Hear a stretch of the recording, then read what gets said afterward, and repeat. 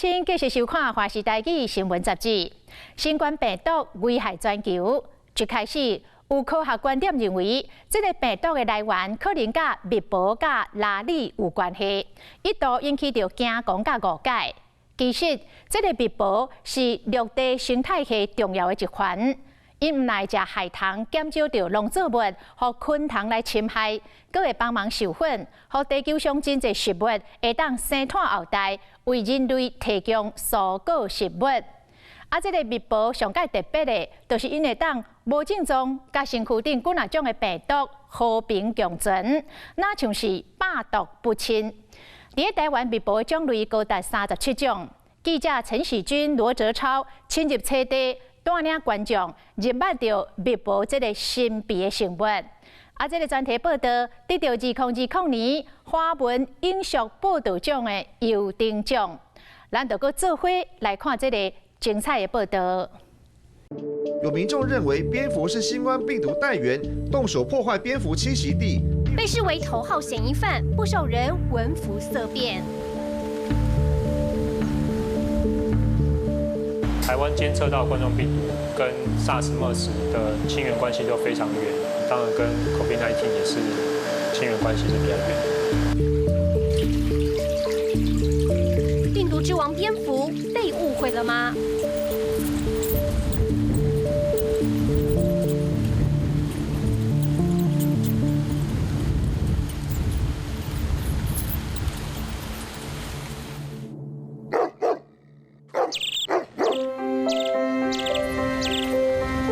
管理侦测人群规大片真快树林甲鼻仔，这是嘉义县东州的牛果湿地，都由林的丰富生态资源变成真济过冬鸟甲留鸟的漂风港，嘛是密保的秘密天堂。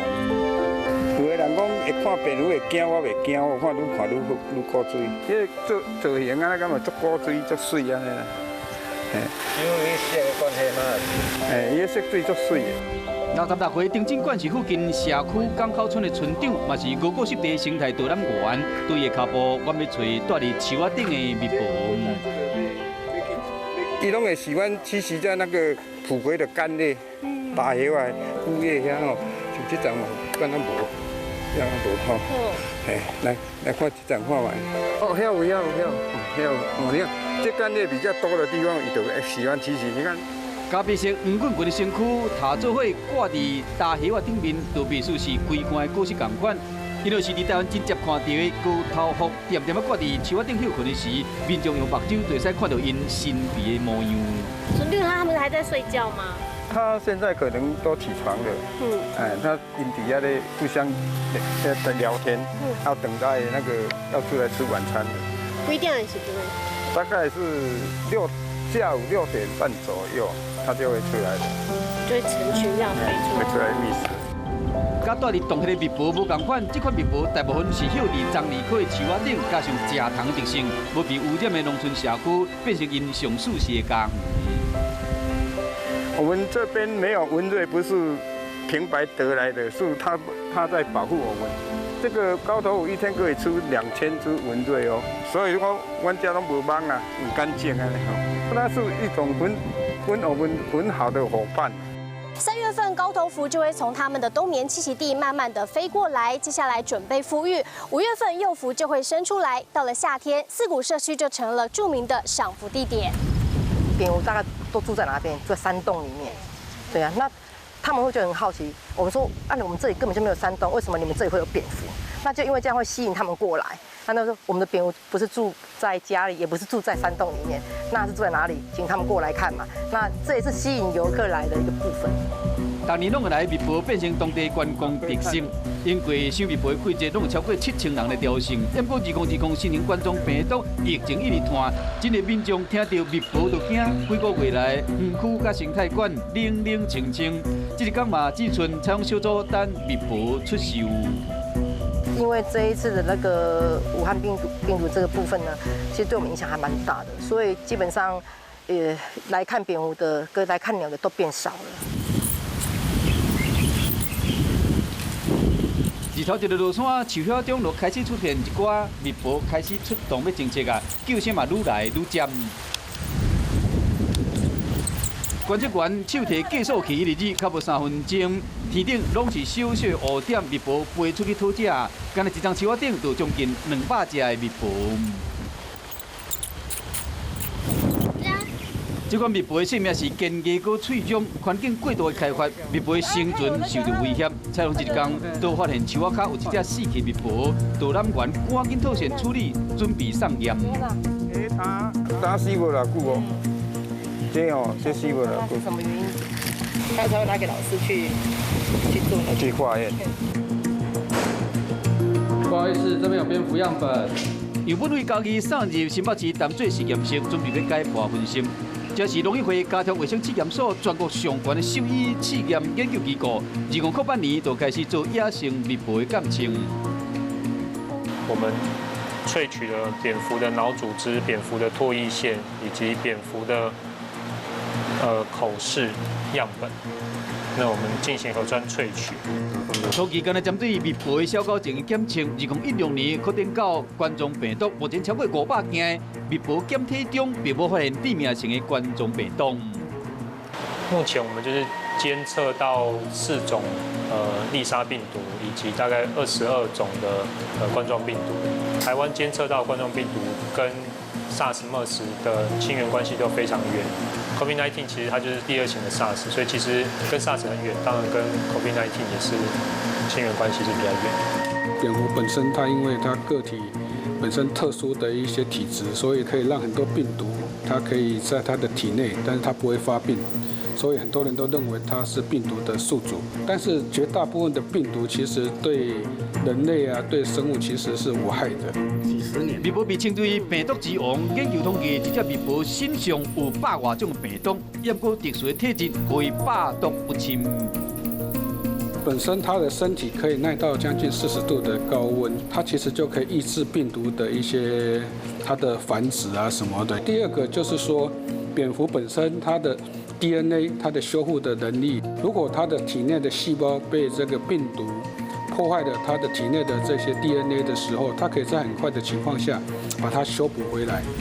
蜜蜂被当作是2019新型冠状病毒头号嫌疑犯，不过并不是台湾现有的37种蜜蜂，而且除非被咬到是家受伤，也若无人畜传染几率并无悬。既然是安尼，人类甲蜜蜂敢讲无法度和平共处？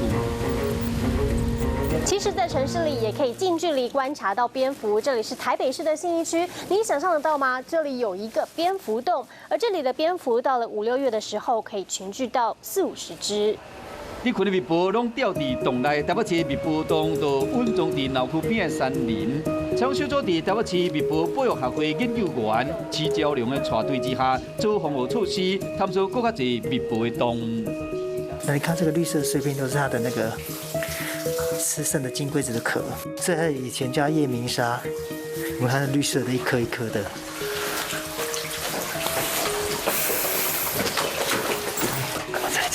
这个，体型较无5公分，若无详细找，真难发现因的身影。